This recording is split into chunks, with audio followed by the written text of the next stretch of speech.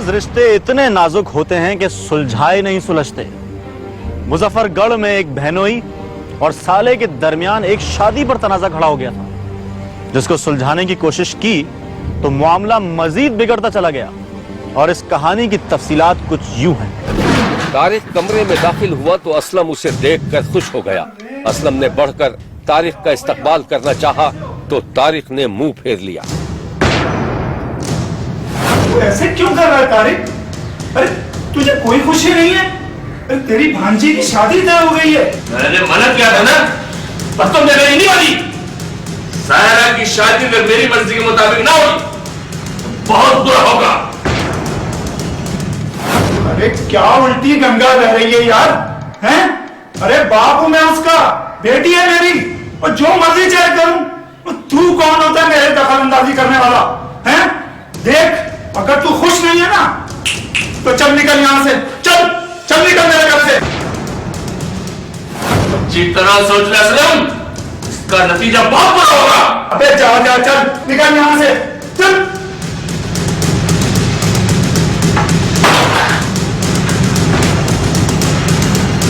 असलम और तारिक आपस में बहनोई और साले थे।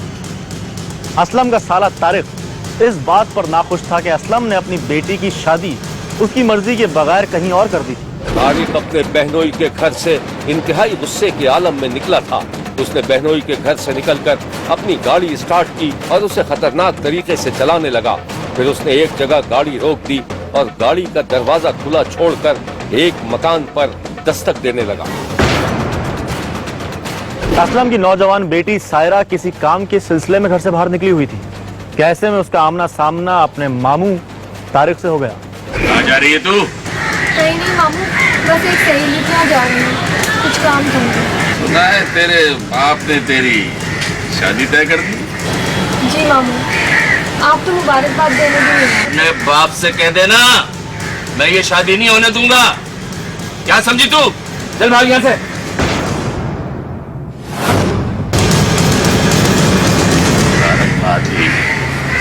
असलम ने अपने साले की धमकियों की परवाह किए बगैर अपनी बेटी को रुखसत कर दिया। और जब इस वाक़े की खबर असलम के साले तारिक को हुई तो वो आग बबूला हो गया और शादी के कुछ रोज बाद ही उसने एक भयानक मंसूबे पर अमल दरामद कर डाला। सायरा अपने ससुराल में काम काज में मसरूफ थी कि अचानक कुछ लोग घर की दीवार फलांग कर अंदर दाखिल हो गए। इन लोगों में मुबैना तौर पर सायरा का मामू तारिक भी शामिल था। सायरा इतने सारे लोगों को देखकर घबरा गई, लेकिन इससे पहले कि वो किसी को मदद के लिए पुकारती, सायरा को जबरदस्ती चुप करा दिया गया और फिर मुल्जिमान उसे एक गाड़ी में बिठाकर अपने साथ ले गए। बेटी के अगवा के बाद सायरा का बाप रिपोर्ट दर्ज कराने के लिए थाने पहुंच गया। सायरा का बाप थाने में वाकई की इत्तला दर्ज करा के अभी थाने से कुछ दूर ही आया था कि असलम का साला मुबैना तौर पर अपने साथियों की मदद से सायरा के बाप को जबरदस्ती गाड़ी में बिठाकर अपने डेरे पर ले गया। डेरे पर पहुंचते ही असलम को मुबैना तौर पर एक कमरे में बंद कर दिया गया। पुलिस को जब इस वाकये की खबर हुई तो वो असलम को बाजियाब कराने के लिए छापे मारने लगी। असलम का साला अपने साथियों के साथ डेरे के बाहर बैठा बड़के मार रहा था कि इस दौरान किसी ने उसे फोन पर इत्तला दी कि पुलिस डेरे पर छापा मारने आ रही है। पुलिस छापे का सुनकर मुल्जिमान रूपोश हो गए। पुलिस ने डेरे को घेरे में लेकर तलाशी ली तो एक कमरे से असलम बरामद हो गया, जिसकी आंखों पर पट्टी बंधी हुई थी और उसके गले में फंदा पड़ा हुआ था। पुलिस असलम को बाजियाब कराकर अपने साथ ले गई। इस अलमनाक वाकये के बाद पुलिस ने मजलूम खानदान का केस पंचायत के हवाले कर दिया और पंचायत ने असलम को डरा धमका कर खामोश रहने के लिए कहा और चलता कर दिया। पुलिस की बेहिस्सी और मुल्जिमान के साथ मुबैना मिली भगत पर असलम बेबसी की तस्वीर बन गया था। उसकी बेटी को उसके साले ने अगवा कर रखा था और खुद असलम को भी अगवा करके तशद्दुद का निशाना बनाया गया था। असलम करता भी तो क्या करता, उसने एक बार फिर इंसाफ के लिए थाने का रुख कर लिया। इस बार वो अपनी खाला को भी साथ ले गया था। वो सनम, वो अपनी जान का दुश्मन क्यों हो गया? तू जानता है ना वो कितने बादशाह लोग हैं। जा, तू चले जा, तेरी बेटी तुझे मिल जाएगी। और बार बार थाने के चक्कर मत लगा, मुसलमान तुझे भी जान से मार देंगे और तुम्हारी बेटी भी तुम्हें नहीं मिलेगी। रहम करें इंस्पेक्टर साहब, रहम करें खुदा के वास्ते, मुझे मेरी बच्ची चाहिए। खुदा के वास्ते इंस्पेक्टर साहब, आप उन लोगों के खिलाफ रिपोर्ट दर्ज कर लीजिए। मुझे इंसाफ चाहिए इंस्पेक्टर साहब, मुझे इंसाफ चाहिए, मुझे इंसाफ चाहिए। मेरी बात समझ नहीं आती तुमको? जाओ बाहर जाके बैठो, मैं कुछ करता हूँ।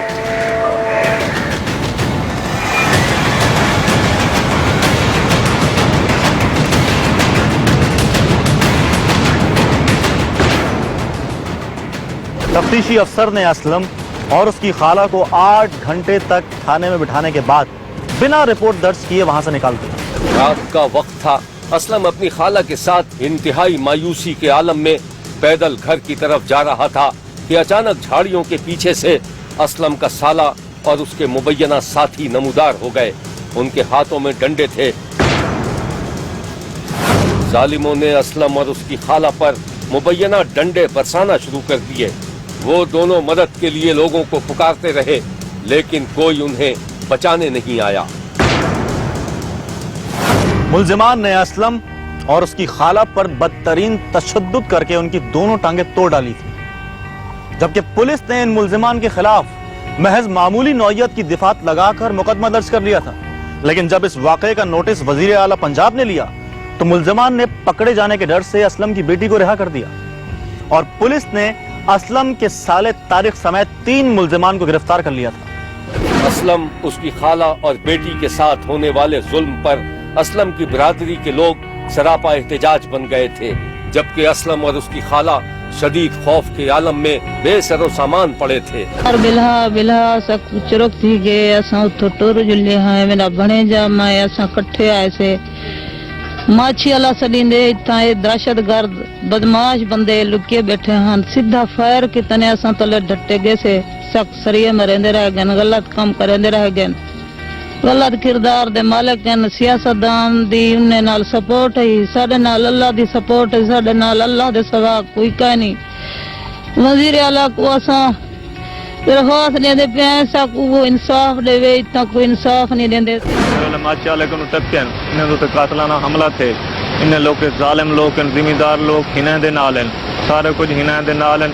ये जरा ज्यादती करें बहुत जालिम लोग हैं, गरीब लोग इन्हें कोई इंसाफ मिलिया वने, मेरिट मिलिया वने। वजीर आला साहब को दरखास्त करें से अपील करें से इन्हें लोग को जरा सजा कैसे किरदार तक पहुँचाए वने, जरा लोग जालिम हैं जुल्म किते हैं उन्हें को कैसे किरदार तक पहुँचाया जाए।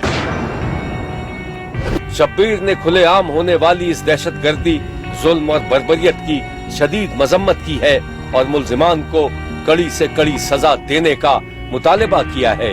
देखते रहिए, क्योंकि कोई देखे न देखे, शब्बीर तो देखेगा।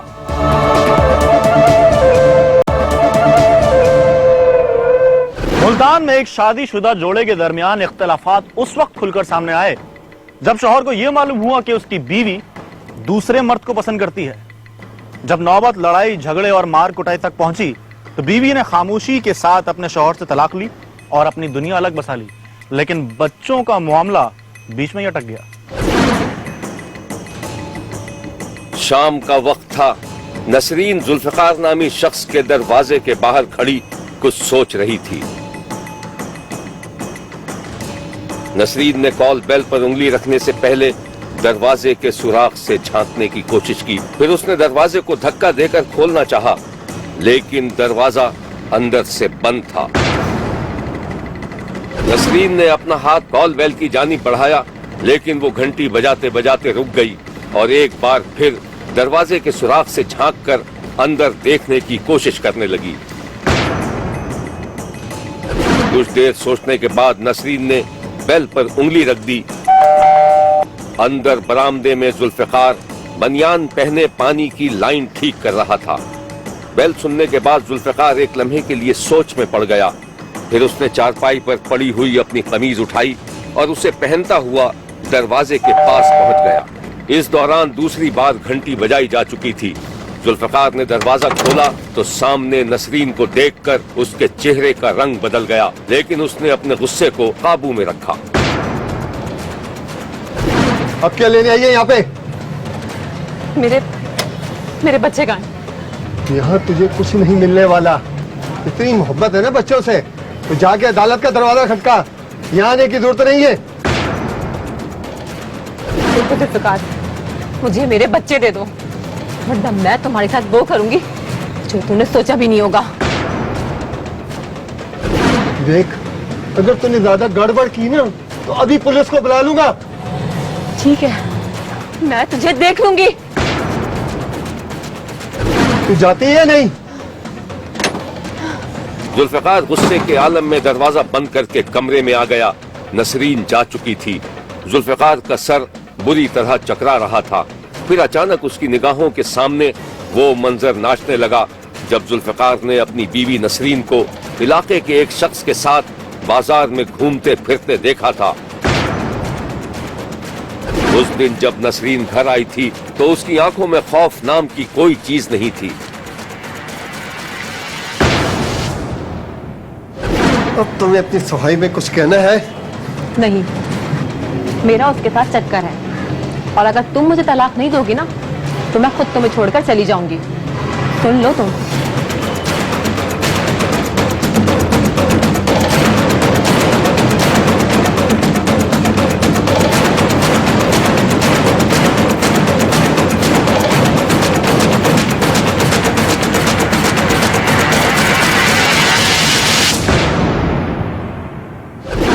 मुल्तान के रिहायशी जुल्फकार और उसकी बीवी के दरमियान तलाक हो गई थी, जिसके बाद नसरीन ने मजहर नामी शख्स से शादी कर ली थी। तलाक के दौरान बच्चे शौहर ने अपने पास रख लिए थे, जबकि नसरीन बच्चों को अपनी तहवील में लेने के लिए मुसलसल जुल्फकार को धमकियां दे रही थी। एक दिन जुल्फकार घर लौट रहा था तो रास्ते में सामने से नसरीन आती दिखाई दी। वो अपनी बच्ची का हाथ पकड़े जबरदस्ती उसे अपने साथ ले जा रही थी। बच्ची बुरी तरह रो रही थी और नसरीन बच्ची पर सख्ती कर रही थी। ये मंजर देखकर जुल्फकार अपनी साबका बीवी के सामने आ गया। छोड़ो मेरी बच्ची को, कहाँ लेके जा रही हो?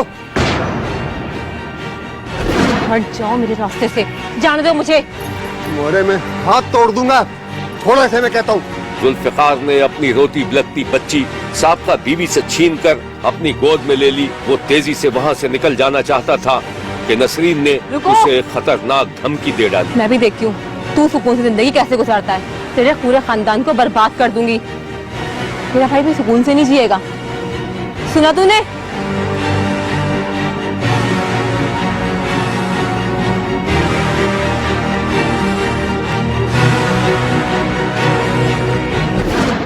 इस वाकये के बाद जुल्फकार और उसके भाई इकबाल के खानदान को यकीन हो गया था कि जुल्फकार की बीवी अब किसी भी हद तक जा सकती है। एक दिन जुल्फकार अपने भाई इकबाल के घर पहुंचा तो उसकी छोटी छोटी भतीजियां किसी शादी में जाने के लिए तैयार खड़ी थीं। भतीजियां अपने चाचा को देखकर उससे लिपट गईं। अरे आप तो मेरी कल्लू परी हो, कल्लू परी। और मैं? अरे आप तो मेरी शहजादी हो, और ये तो मेरा बहुत प्यारा बेटा है। चाचा जाए कुट्टी। अरे बाबा, कुट्टी का टाइम नहीं है, दोस्ती। ये बताओ, आप लोगों ने बारात में नहीं आना? देर हो रही है, चलो शाबाश। चाचा आप चले जाएं, हम अब्बू के साथ आएंगे। उन्होंने कहा था कि चाचा को जाना है। अच्छा चलो, कोई बात नहीं, अल्लाह हाफिज। जुल्फकार की तीनों भतीजी अचानक उस रात को कहीं गायब हो गई थी, जिसके बाद महल्ले वाले और पड़ोस वाले पूरी रात उन बच्चियों को तलाश करते रहे, लेकिन उनकी कोई खबर नहीं मिली। उसके बाद उन्होंने इन बच्चियों की गुमशुदगी की रिपोर्ट थाने में दर्ज करवा दी। जुल्फकार की भाभी पर गशी के दौरे पड़ रहे थे। उसे जब भी होश आता वो दरवाजे की तरफ भागती कि शायद उसकी बच्चियां मिल गई हों। इसी दौरान दरवाजे पर दस्तक हुई तो जुल्फकार दरवाजे पर पहुंच गया। बाहर एक पुलिस एहलकार खड़ा था। इंस्पेक्टर साहब, मेरी भतीजियों को कुछ पता चला? आप हौसला रखें, आपकी दो भतीजियों का पता चल गया है, मेहरबानो और जारा का। कहाँ है वो? कहाँ है मेरे बच्चे? कुछ पता चला उनका? कहाँ है इंस्पेक्टर साहब मेरे बच्चे? बच्चे मेरे कहाँ हैं? बहन अब वो इस दुनिया में नहीं रहे। संभाले इन्हें।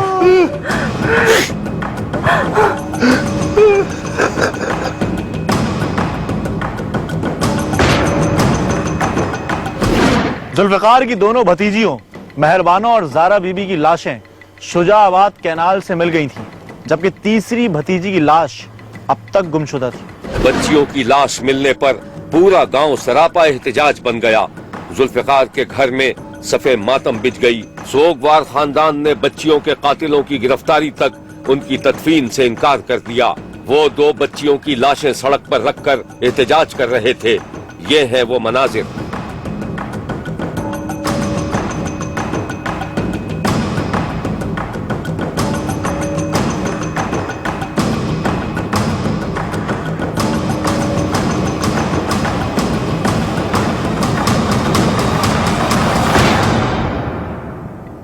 इस अलमनाक वाकये के 72 घंटे के बाद जब तीसरी बच्ची की लाश नहर से मिली तो बच्चियों के वरुसा को यकीन हो गया कि जुल्फिकार की साबिका बीवी नसरीन ने इंतकाम लेने की नीयत से शादी की तकरीब के बीच में से बच्चियों को अगवा किया और फिर उन्हें नहर में फेंककर हलाक कर दिया।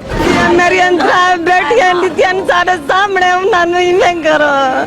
आए मेरा सोना ला आए ऐसा तारे को हाथ जुड़ाने आऊं मैं अदालत करो। 2-3 मिनट के अंदर वापस गया हूँ। बच्चियों को इधर उधर देखा है, बच्चियाँ नहीं थी। किसी को पता नहीं है कि बच्चियाँ इसकी गुम हुई हैं। वो कहती है मैं मिलती हूँ, मैं ये है वो है, मैं तो आपको जो वो दुख दूंगी जो सारी जिंदगी याद करो। पुलिस ने कुछ मुल्जिमान को गिरफ्तार करने का दावा और लवाहिकीन को इंसाफ दिलाने की यकीन दहानी की थी। ये है वो मासूम बच्चियां जिन्हें मुबैना तौर पर उनकी साबिक चची ने इंतकाम का निशाना बनाया था। शब्बीर का कहना है कि इंतकाम और हसद की आग इंसान को वैसी दरिंदे में तब्दील कर देती है। शब्बीर ने 3 मासूम बच्चियों के अगवा और बहीमाना कत्ल की शदीद मजम्मत की है और कातिलों को कड़ी से कड़ी सजा देने का मुतालबा किया है। देखते रहिए, क्योंकि कोई देखे न देखे, शब्बीर तो देखेगा। शब्बीर ने खानेवाल में एक ऐसी लड़की को देखा है जो अपने दोस्त पर शादी के लिए दबाव डाल रही थी, लेकिन जब दोस्त शादी पर आमादा हुआ तो सब कुछ बिखर गया। शाहिदा एक वीरान सड़क पर दौड़ती चली जा रही थी और आसिफ उसको रोकने के लिए आवाजें दे रहा था, लेकिन वो पीछे मुड़ने के बजाय भागती ही चली जा रही थी। शाहिदा दौड़ते दौड़ते एक तालाब के किनारे पहुंच गई। ये सूरत हाल देखकर आसिफ के होश उड़ गए और वो दोबारा पूरी कुव्वत से दौड़ने लगा। वो शाहिदा का इरादा भाप गया था।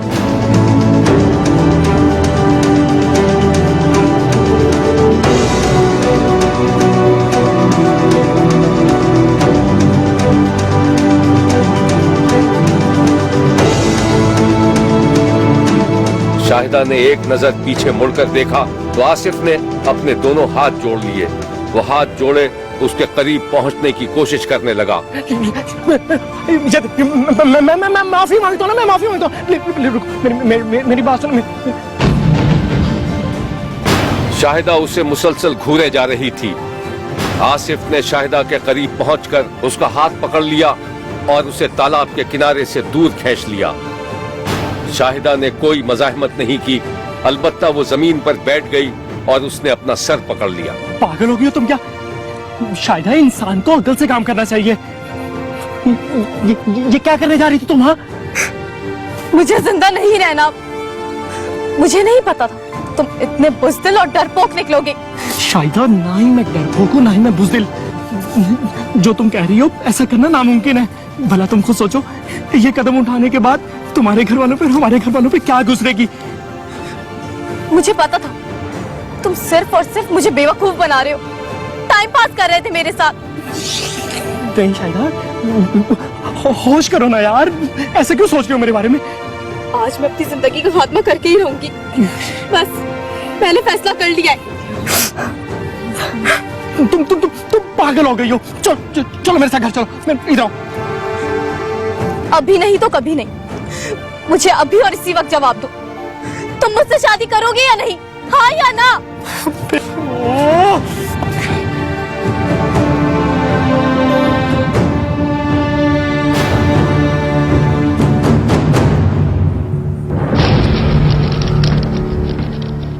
शाहिदा और लतीफ एक ही गांव में रहते थे और एक दूसरे से मोहब्बत करते थे, लेकिन उनके घर वाले उनकी शादी करने के लिए राजी नहीं थे। शाहिदा के दबाव में आकर लतीफ ने उससे कोर्ट में शादी कर ली, जिसके बाद शाहिदा के घर में हंगामा बरपा हो गया। शब्बीर ने देखा कि शाहिदा की माँ और उसके बाप के दरमियान बेटी की खुफिया शादी पर शदीद तल्ख कलामी हो रही थी। बाप बेटी की हिमायत कर रहा था और माँ उसकी सूरत से बेजार नजर आ रही थी। देखो बेगम, जो होना था सो हो गया।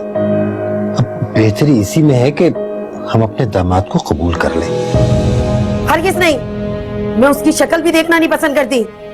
ये वही है ना जिसने मेरी बेटी को वर्गलाया? आप थाने जाएं और बेटी की अगवा की रिपोर्ट करवाएं। क्यों नहीं जाते आप थाने?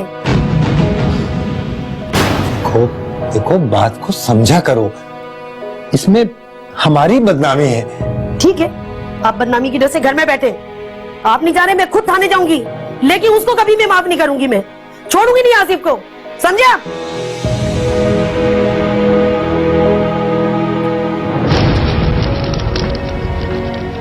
शाहिदा के बाप की हिकमत अमली कारगर साबित हुई और शाहिदा का अपने घर वालों से राबिता हो गया और अब शाहिदा का बाप अपनी बेटी और दामाद को अपने घर बुलाकर उनकी दावत करना चाहता था। आप फिक्र न करें, मैं हूं ना, मैं देखती।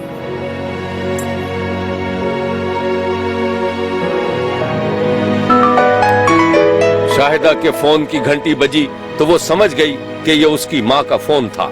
हेलो, अस्सलाम वालेकुम। वालेकुम अस्सलाम। बेटा कैसी हो? अम्मी, मैं तो बिल्कुल ठीक हूँ, आप कैसी हैं? मैं भी ठीक हूँ बेटा। अच्छा बेटा, इतवार को तुम आसिफ के साथ घर आ जाना, तुम्हारे अब्बू ने दावत रखी है। अम्मी वो तो ठीक है, लेकिन आसिफ अपनी बीवी को इशारे से मना करने के लिए कहने लगा।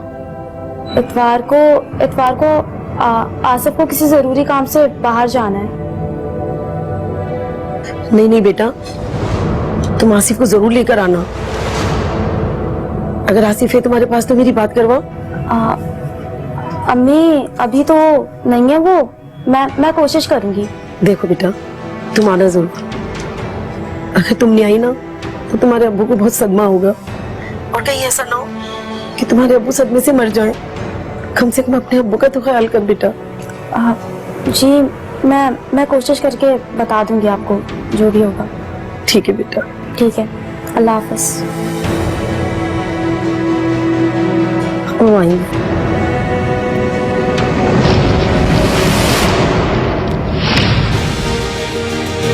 इस वाक़े के कुछ दिन बाद आसिफ अपनी बीवी को मोटरसाइकिल पर बिठाकर अपने ससुराल की जानिब रवाना हो गया।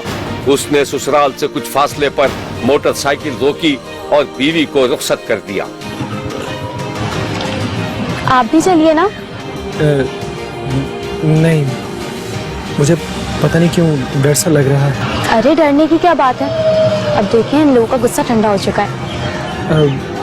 हाँ ठीक है, पर तुम जाओ, मुझे कॉल कर देना, मैं आ जाऊंगा तुम्हें लेने। जी ठीक है, अल्लाह हाफिज। अल्लाह हाफिज।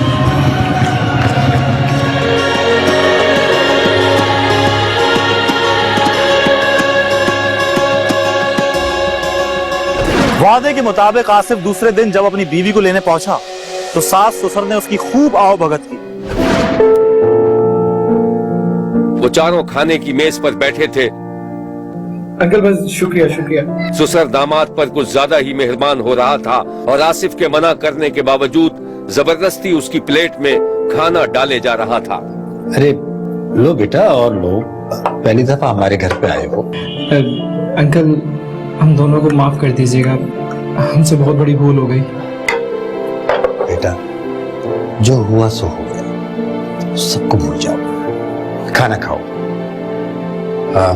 एक मिनट तुम यहाँ बैठो, मैं आता हूँ अभी। शायदा उधर मेरे साथ आओ, और बेगम आप भी आइए।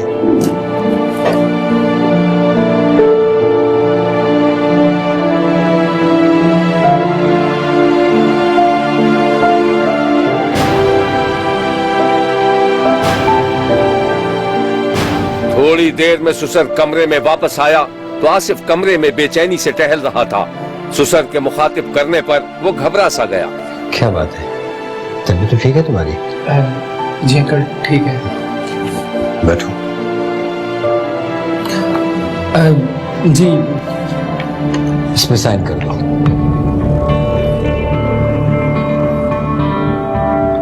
ये क्या है? इस कहानी की मजीद तफसीलात हम आपको दिखाएंगे, लेकिन एक ब्रेक के बाद। कहीं जाइएगा मत, क्योंकि कोई देखे ना देखे, शब्बीर तो देखे।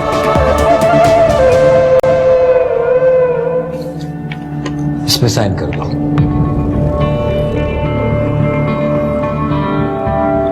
ये क्या है? देखो बेटा, जो हो गया सो हो गया। तुमको भी अंदाजा होगा कि हमारी कितनी बदनामी हुई है। ये तलाकनामा है, इस पे साइन करो। पर ये कैसे हो सकता है? शाहिदा मेरी बीवी है और मैंने उससे शादी की है। ऐसा नहीं हो सकता। साइन कर इस पे। मैं इस पे साइन नहीं करूंगा। आसिफ के इनकार पर कुछ लोग कमरे में दाखिल हुए, जिनके हाथों में मुबैना डंडे थे। लिटाओ उसको जमीन पे, तोड़ो उसकी टांगें। आसिफ के सुसर का लहजा भी अचानक दहशतनाक हो गया था। अरे ये क्या कर रहे हो? छोड़ो मुझे। हाँ छोड़ देंगे, छोड़ देंगे।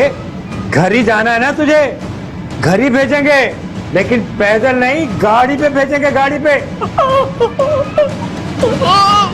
तोड़ो उसकी टांगें।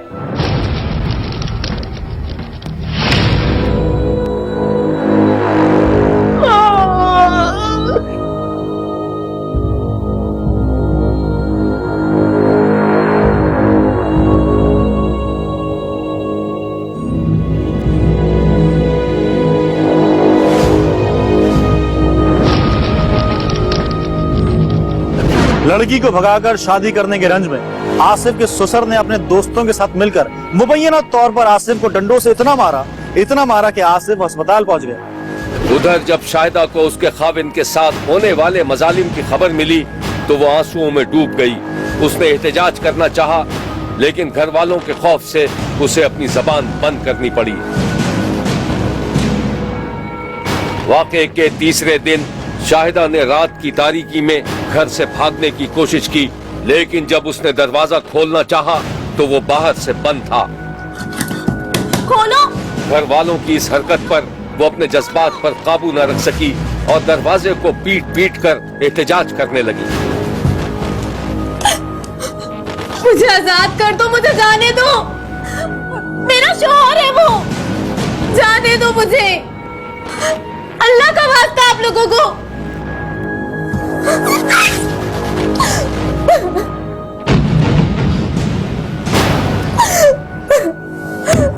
जाने दो मुझे प्लीज। अभी शाहिदा एहतजाज कर रही थी कि उसका बाप मुबैना तौर पर पिस्तौल लिए कमरे में दाखिल हो गया।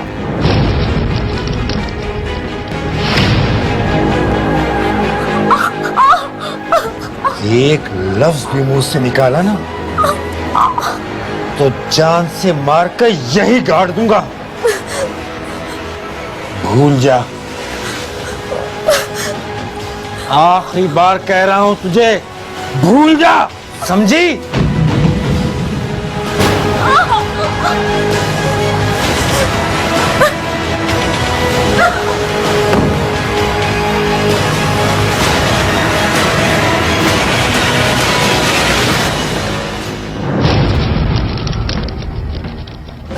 उधर आसिफ ने अपने खिलाफ होने वाले जुल्म की एफआईआर दर्ज करवा दी थी और पुलिस मुल्जिमान की तलाश में थी। इधर शाहिदा के बाप ने अपनी बेटी पर दबाव डालकर आसिफ पर ज्यादती और अगवा का मुकदमा दर्ज करवा दिया था। आसिफ को जब अस्पताल में पता चला कि उसकी बीवी ने अदालत में खड़े होकर उसके खिलाफ बयान दिया है तो वो शदीद उदासी की कैफियत में चला गया और उसे वो दिन याद आ गए जब शाहिदा उसे शादी पर मजबूर कर रही थी और शादी न करने पर खुदकुशी की धमकी दे रही थी। मुझे जिंदा नहीं रहना। जो तुम कह रही हो ऐसा करना नामुमकिन है। तुम्हारे घर वालों पे हमारे घर वालों पे क्या गुजरेगी? आज मैं अपनी जिंदगी का खात्मा करके ही रहूंगी। बस पहले फैसला कर लिया है।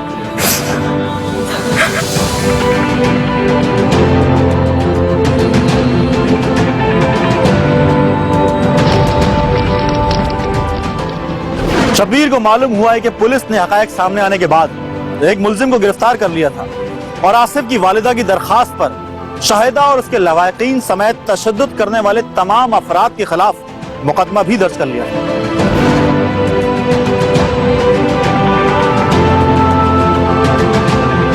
शब्बीर जब आसिफ से मिला तो उसकी दोनों टांगों पर प्लास्टर चढ़ा हुआ था और वो शदीद मायूसी के आलम में था। आसिफ को कहीं न कहीं ये एहसास जरूर था कि शाहिदा ने घर वालों के दबाव में उसके खिलाफ बयान दिया था। मैंने अपने पसंद से शादी की थी, धोखे से बुलाकर हमें मारा पीटा और मेरी बीवी को अगवा करके ले गए और मेरी टांगे तोड़ दी। थाने भी गए थे और वो जो है पुलिस भी उनके साथ मिली हुई है। पुलिस ने कार्रवाई अभी तक नहीं की। आसिफ की बहन भी अपने भाई के साथ पेश आने वाले अलमनाक वाक़े पर उदास थी। भाई ने पसंद की शादी की थी और लड़की वालों ने मेरे भाई को बुलवाया और उसकी बीवी को अगवा कर लिया और मेरे भाई की दोनों टांगे तोड़ दी। शब्बीर का कहना है कि अगर आसिफ ने वाकई शाहिदा को अगवा और ज्यादती का निशाना बनाया था तो उसको करारे वाकई सजा मिलनी चाहिए, और अगर आसिफ ने शाहिदा की रजामंदी से शादी की थी तो दुनिया का कोई कानून उनकी अज़दवाजी हैसियत को खत्म नहीं कर सकता जब तक के फरीकैन में से कोई एक बगैर किसी दबाव के रिश्ते को तस्लीम करने से इनकार कर दे। देखते रहिए, क्योंकि कोई देखे न देखे, शब्बीर तो देखेगा।